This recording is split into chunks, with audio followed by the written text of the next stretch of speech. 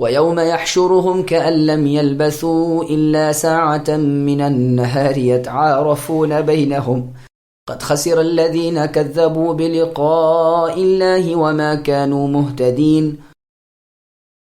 اور ان مشرکین کو اے نبی وہ دن یاد دلائیے جس میں اللہ ان کو اس کیفیت سے جمع کریں گے کہ گویا وہ سارے دن کی ایک آدھ گھڑی رہے ہوں گے، اور آپس میں ایک دوسرے کو پہچانیں گے۔ واقعی خسارے میں پڑے وہ لوگ جنہوں نے اللہ کے پاس جانے کو جھٹلایا اور وہ ہدایت پانے والے نہ تھے۔ سامعین، ابھی اس آیت کی تفسیر سماعت کیجیے۔ قیامت کے دن نفسا نفسی کا عالم ہوگا۔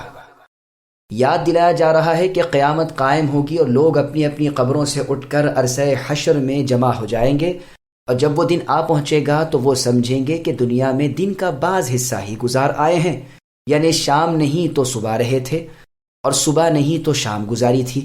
جس روز سور پھونکا جائے گا تو مجرمین جوق در جوق پریشان حال نکل آئیں گے، چپ کے باتیں کر رہے ہوں گے کہ بس 10 روز ہمارا قیام رہا ہوگا۔ ان میں سے ممتاز اور تیز حافظہ لوگ کہیں گے، ارے کہاں کے 10 روز، ایک ہی دن تو دنیا میں گزارا۔ گنہگار طبقہ تو قسمیں کھا کھا کر کہے گا کہ گھنٹے بھر سے زیادہ کب رہے۔ یہ سب دلیل ہے اس بات کی کہ آخرت کے گھر میں دنیا کی زندگی کیسی حقیر اور کس قدر مختصر ہے۔ پوچھا جائے گا کہ بتاؤ دنیا میں کتنے سال گزارے، تو کہیں گے ایک دن یا اس سے بھی کم۔ چنانچہ یادداشت رکھنے والوں سے پوچھ لیا جائے، کہا جائے گا کہ کاش تمہیں علم ہوتا کہ دنیا کی زندگی کتنی تھوڑی ہوتی ہے۔ وہ آپس میں ایک دوسرے کو پہچان لیں گے، ماں باپ بچوں کو اور بچے ماں باپ کو، اہل قرابت اپنے رشتہ داروں کو، لیکن ہر ایک اپنی اپنی مصیبت یا اپنی اپنی راحت میں مصروف و مشغول رہے گا۔ جب سور پھونکا جائے گا تو پھر حسب نسب کچھ نہیں، کوئی عزیز اپنے عزیز کو نہیں پوچھے گا۔ جن لوگوں نے اللہ سے ملاقات کی تکذیب کی تھی، یعنی اللہ سے ملنے کی بات کو جھٹلایا تھا، وہ بڑے گھاٹے میں رہیں گے۔ افسوس ہے ان جھٹلانے والوں پر کہ قیامت کے دن انہوں نے اپنی ذات اور اپنے متعلقین کو ہلاکت میں ڈال دیا۔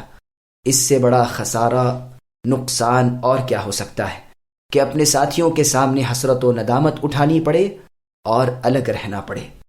اے اللہ ہمیں اس دن کی رسوائی اور ذلت سے اپنے فضل و رحم سے اپنی پناہ میں رکھیے۔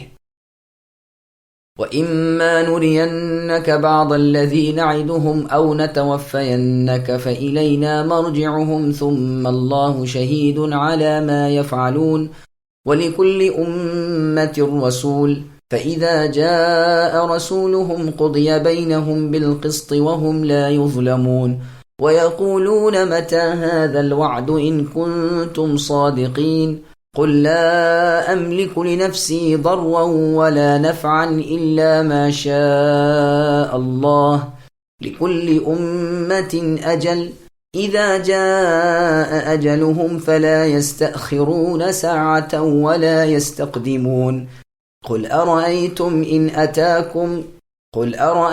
إن أتاكم عذابه بياتا أو نهارا ماذا يستعجل منه المجرمون ثم إذا ما وقع آمنتم به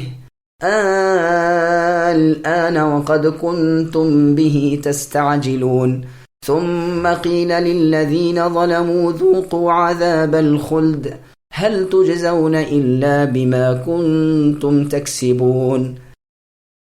اور جس عذاب کا ان سے ہم وعدہ کر رہے ہیں، اس میں سے کچھ تھوڑا سا اگر ہم آپ کو دکھلا دیں یا ہم آپ کو وفات دے دیں سو ہمارے پاس تو ان کو آنا ہی ہے۔ پھر اللہ تعالیٰ ان کے سب افعال کی اطلاع رکھتے ہیں، اور ہر امت کے لیے ایک حکم پہنچانے والا ہے، سو جب ان کا وہ رسول آ چکتا ہے ان کا فیصلہ انصاف کے ساتھ کیا جاتا ہے اور ان پر ظلم نہیں کیا جاتا۔ اور یہ لوگ کہتے ہیں کہ یہ وعدہ کب ہوگا اگر تم سچے ہو؟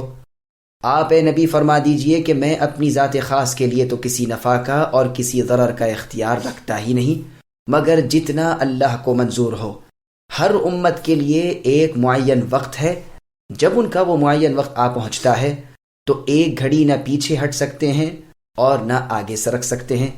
آپ اے نبی یہ بھی فرما دیجئے کہ یہ تو بتلاؤ کہ اگر تم پر اللہ تعالیٰ کا عذاب رات کو آ پڑے یا دن کو تو عذاب میں کون سی چیز ایسی ہے کہ مجرم لوگ اس کو جلدی مانگ رہے ہیں؟ کیا پھر جب وہ آ ہی پڑے گا اس کی تصدیق کرو گے؟ ہاں اب مانا، حالانکہ تم اس کی جلدی مچایا کرتے تھے۔ پھر ظالموں سے کہا جائے گا کہ ہمیشہ کا عذاب چکھو، تم کو تو تمہارے کیے کا بدلہ ملا ہے۔ سامعین، اب ان آیتوں کی تفصیل سماعت کیجیے۔ قیامت کے دن پورا انصاف ہوگا۔ اپنے نبی محمد صلی اللہ علیہ وسلم سے خطاب ہوتا ہے کہ اگر ہم آپ کی زندگی میں ان کفار اور مشرکین سے اے نبی انتقام لے لیں تاکہ آپ کے دل کو سکون ملے، یا آپ ہی کی زندگی ختم ہو جائے، بہر صورت ان کی باز گشت ہماری ہی طرف ہے۔ اگر تم نہ بھی رہو تو تمہارے بعد ان کے افعال کے اللہ تعالیٰ خود گواہ بن جائیں گے۔ صحیح مسلم میں ہے، رسول اللہ صلی اللہ علیہ وسلم نے فرمایا، ہر امت کے لیے ایک رسول ہوتا ہے۔ جب ان کے پاس ان کا رسول آ جاتا ہے تو ان کے درمیان ایک منصفانہ فیصلہ ہو جاتا ہے، جیسے کہ اللہ پاک نے فرمایا ہے کہ زمین اللہ کے نور سے چمک اٹھتی ہے۔ چنانچہ ہر امت اپنے پیغمبر کی موجودگی میں اللہ کے سامنے پیش ہوتی ہے۔ ان کا اچھا یا برا نامہ اعمال ساتھ ہوتا ہے جو بحیثیت ان کے گواہ کے ہوتا ہے۔ نیز ملائکہ بھی گواہ ہوتے ہیں جنہیں ان پر نگران کار مقرر کر دیا تھا۔ ایک بعد دیگرے ہر امت پیش ہوتی رہے گی، اور یہ امت اگرچہ آخری امت ہے لیکن قیامت کے روز یہ اولین امت بن جائے گی جس کا فیصلہ اللہ پاک سب سے پہلے فرمائیں گے۔ چنانچہ بخاری اور مسلم میں ہے، نبی صلی اللہ علیہ وسلم نے فرمایا کہ ہم اگرچہ سب کے بعد ہیں لیکن قیامت میں سب سے پہلے ہوں گے اور ساری مخلوق سے پہلے ہمارا حساب و کتاب ہو جائے گا۔ اس امت نے یہ شرف اپنے رسول محمد صلی اللہ علیہ وسلم کی برکت سے حاصل کیا ہے۔ رسول اللہ پر قیامت تک درود و سلام ہو، آمین۔ قیامت، عذاب، سب کچھ اللہ کے ہاتھ میں ہے۔ ارشاد ہوتا ہے کہ یہ مشرکین عذاب میں جلدی کرتے ہیں اور وقت عذاب آنے سے پہلے عذاب مانگتے ہیں، اس میں ان کی کوئی بھلائی نہیں۔ کافر تو جلدی کرتے ہیں لیکن مؤمن اس سے ڈرتے ہیں اور یقین رکھتے ہیں کہ واقعتاً عذاب ضرور آئے گا اگرچہ اس کا وقت معین معلوم نہ ہو۔ اسی لیے اللہ پاک نبی صلی اللہ علیہ وسلم کو جواب سکھا رہے ہیں کہ اے نبی، ان کفار و مشرکین سے کہہ دیجئے کہ میں خود اپنی جان کے لیے نہ تو نقصان کا مالک ہوں نہ نفع کا، میں صرف اتنا کہتا ہوں جو مجھے بتایا گیا ہے، اور اگر میں کچھ حاصل کرنا چاہتا ہوں تو اس پر قادر نہیں جب تک کہ اللہ پاک خود مجھے آگاہ نہ فرما دیں۔ میں تو اللہ کا بندہ اور تمہارے لیے اس کی طرف سے بھیجا ہوا ایک رسول ہوں۔ میں نے تمہیں خبر دے دی ہے کہ قیامت ضرور ہوگی، لیکن اس کا وقت مجھے نہیں بتلایا گیا۔ ہر قوم کے لیے ایک مقرر مدت ہوتی ہے، اور جب وہ مدت ختم ہو جائے تو ایک گھڑی کی بھی نہ اس میں تقدیم ہوگی نہ تاخیر، جیسا کہ اللہ نے سورہ منافقون کی آیت نمبر 11 میں فرمایا، وَلَن يُؤَخِّرَ اللَّهُ نَفْسًا إِذَا جَاءَ أَجَلُهَا، کہ جب کسی کا وقت آ جاتا ہے موت کا تو ذرہ بھر کی بھی تاخیر نہیں ہو سکتی۔ کافروں پر اللہ تعالیٰ کا عذاب ناگہاں آ جائے گا۔ اگر دن اور رات میں کسی بھی وقت یکایک آ جائے تو بتاؤ کیا کرو گے؟ اس لیے جلدی کیوں کرتے ہو؟ جب کہ آ ہی جائے گا تو کیا اس وقت ایمان لاؤ گے؟ وہ ایمان کا وقت کب رہے گا؟ اس وقت کہا جائے گا کہ لو جس عذاب کی جلدی کرتے تھے۔ اس وقت کہیں گے اے اللہ، ہم نے دیکھ لیا، ہم نے سن لیا۔ عذاب سے سابقہ پڑنے پر بول اٹھیں گے کہ ہم اب اکیلے اللہ تعالیٰ کو مانتے ہیں اور دیگر تمام معبودوں سے اعراض کرتے ہیں، لیکن اس وقت کا ایمان کوئی ایمان نہیں۔ اللہ تعالیٰ کی عادت تو اپنے بندوں میں یوں ہی چلی ہوتی ہے۔ ان ظالموں سے کہا جائے گا کہ اب دائمی عذاب جہنم کا چکھو۔ اس طرح انہیں خوب ڈانٹ ڈپٹ بتائی گئی۔ جس عذاب جہنم کا وہ انکار کرتے تھے اس عذاب میں انہیں دھکے دے دے کر جھونکا جائے گا۔ تم جادو کہتے تھے، تو کیا یہ جادو ہے؟ نہیں، بلکہ تم خود اندھے ہو۔ اب خواہ صبر کرو کہ نہ کرو، اپنے برے اعمال کا بدلہ ضرور پاؤ گے۔ وَيَسْتَنبِئُونَكَ أَحَقٌّ هُوَ قُلْ إِي وَرَبِّي إِنَّهُ لَحَقٌّ وَمَا أَنْتُمْ بِمُعْجِزِينَ وَلَوْ أَنَّ لِكُلِّ نَفْسٍ ظَلَمَتْ مَا فِي الْأَرْضِ لَافْتَدَتْ بِهِ وَأَسَرُّوا النَّدَامَةَ لَمَّا رَأَوُا الْعَذَابَ وَقُضِيَ بَيْنَهُم بِالْقِسْطِ وَهُمْ لَا يُظْلَمُونَ أَلَا إِنَّ لِلَّهِ مَا فِي السَّمَاوَاتِ وَالْأَرْضِ أَلَا إِنَّ وَعْدَ اللَّهِ حَقٌّ وَلَكِنَّ أَكْثَرَهُمْ لَا يَعْلَمُونَ هُوَ يُحْيِي وَيُمِيتُ وَإِلَيْهِ تُرْجَعُونَ يا أيها الناس قد جاءتكم موعظة من ربكم وشفاء لما في الصدور وهدى ورحمة للمؤمنين قل بفضل الله وبرحمته فبذلك فليفرحوا هو خير مما يجمعون۔ اور اے نبی، وہ کفار و مشرکین آپ سے دریافت کرتے ہیں کہ کیا عذاب واقعی امر ہے؟ آپ فرما دیجئے کہ ہاں، قسم ہے میرے رب کی کہ وہ واقعی امر ہے اور تم کسی طرح اللہ کو عاجز نہیں کر سکتے۔ اور اگر ہر مشرک شخص کے پاس اتنا ہو کہ ساری زمین میں بھر جائے، تب بھی اس کو دے کر اپنی جان بچانے لگے، اور جب عذاب کو دیکھیں گے تو پشیمانی کو پوشیدہ رکھیں گے، اور ان کا فیصلہ انصاف کے ساتھ ہوگا اور ان پر ظلم نہ ہوگا۔ یاد رکھو کہ جتنی چیزیں آسمانوں میں اور زمین میں ہیں، سب اللہ تعالیٰ ہی کی ملک ہیں۔ یاد رکھو کہ اللہ تعالیٰ کا وعدہ سچا ہے، لیکن بہت سے آدمی یقین ہی نہیں رکھتے۔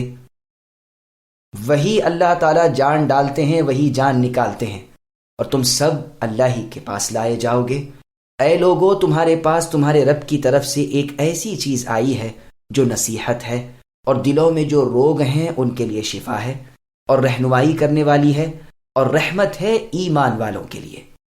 اے نبی، آپ کہہ دیجئے کہ بس لوگوں کو اللہ تعالیٰ کے اس انعام اور رحمت پر خوش ہونا چاہیے، وہ اس سے بدرجہ بہتر ہے جس کو وہ لوگ جمع کر رہے ہیں۔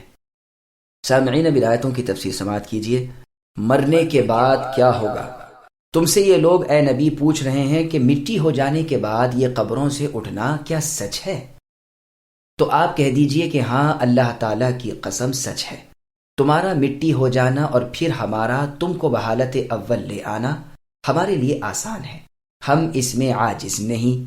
اللہ تعالیٰ تو جب کسی چیز کو وجود میں لانا چاہتے ہیں تو صرف یہ کہہ دیتے ہیں کہ ہو جا، بس وہ چیز وجود پذیر ہو جاتی ہے۔ ایسی قسمیہ آیت قرآن مجید میں صرف 2 ہی جگہ اور بیان ہوتی ہے، جس میں اللہ تعالیٰ نے اپنے رسول محمد صلی اللہ علیہ وسلم کو حکم دیا ہے کہ جو معاد یعنی مرنے کے بعد دوبارہ جی اٹھنے کا انکار کرتے ہیں، ان سے قسم کھا کر بیان کیجیے۔ سورہ سبا میں ہے کہ کافر کہتے ہیں کہ قیامت نہ ہوگی، اے نبی کہہ دیجئے کہ اللہ کی قسم ہوگی۔ اور سورہ تغابن میں ہے کہ کافر سمجھتے ہیں کہ پھر زندہ نہیں ہوں گے، اے نبی کہہ دیجئے کہ اللہ کی قسم زندہ ہوں گے اور تمہارے اعمال تم کو بتائے جائیں گے، اور یہ بات اللہ تعالیٰ پر کچھ دشوار تھوڑی ہے۔ جب قیامت قائم ہوگی تو یہ کافر چاہیں گے کہ زمین بھر سونا دے کر عذاب سے چھٹکارا پائیں، لیکن نہ ہو سکے گا، اور جب عذاب کو دیکھ پائیں گے تو ایک خاموش ندامت سے 2-4 رہیں گے۔ لیکن جو کچھ بھی ان سے برتاؤ ہوگا انصاف کے ساتھ ہوگا، ذرہ بھی زیادتی نہ ہوگی۔ وہ اللہ آسمانوں اور زمینوں کے مالک ہیں، اللہ کا وعدہ پورا ہو کر رہے گا۔ وہ اللہ زندہ کرتے ہیں اور مار ڈالتے ہیں، باز گشت اللہ ہی کی طرف ہے، یعنی لوٹنا۔ وہ اللہ اس بات پر پوری طرح قادر ہیں کہ سمندروں، میدانوں، اطراف عالم سے ان کے ذرات خاک کو پھر جمع کرے اور پھر زندہ جسم بنا دے۔ روحانی بیماریوں کے لیے قرآن شفا یابی کی کتاب ہے۔ قرآن عظیم جو دیا گیا ہے، اللہ کا احسان اللہ جتلا رہے ہیں کہ اے لوگو، یہ نصیحت اور واعظ کا ایک دفتر ہے جو تمہارے رب اللہ کی طرف سے ہے، اور تمہارے دلوں کے لیے شفا ہے، یعنی شک و شبہ کو اور دلوں کی گندگی اور ناپاکی کو دور کرنے والا ہے۔ اس سے اللہ تعالیٰ کی ہدایت اور رحمت حاصل ہوگی، مگر صرف انہی کو جو اللہ تعالیٰ پر یقین اور ایمان رکھتے ہیں۔ قرآن کو ہم نے مؤمنین کے لیے شفا اور رحمت بنا کر اتارا ہے، لیکن گنہگاروں کے لیے یہ نقصان اور خسارے کے سوا اور کچھ نہیں۔ اے نبی کہہ دیجئے یہ قرآن اللہ کا فضل اور رحمت ہے، اس کو لے کر خوش ہو جاؤ، اور دنیا فانی کے تمتعات جو تم حاصل کرتے ہو ان سب میں بہترین چیز یہ قرآن ہے۔ جب عراق کا خراج عمر رضی اللہ عنہ کے پاس آیا تو عمر رضی اللہ عنہ اسے دیکھنے کے لیے نکل آئے، ان کا خادم بھی ان کے ساتھ تھا۔ عمر رضی اللہ عنہ خراج میں آئے ہوئے اونٹوں کو گننے لگے، لیکن کہاں تک گنتے گنتے گنتے تھک گئے تو کہنے لگے اللہ کا شکر ہے۔ ان کا خادم کہنے لگا کہ اللہ کی قسم یہ بھی اللہ تعالیٰ کا فضل اور رحمت ہے۔ تو عمر رضی اللہ عنہ نے کہا ایسا نہیں، اللہ تعالیٰ نے بفضل اللہ و برحمتہ کہہ کر قرآن اور اس سے فائدہ مراد لیا ہے، اس لیے اس کو فضل و رحمت نہیں بلکہ مما یجمعون سمجھنا چاہیے، کیونکہ یہ ہمارا جمع کرتا ہے۔ فضل و رحمت کی تو بہت بڑی شان ہے۔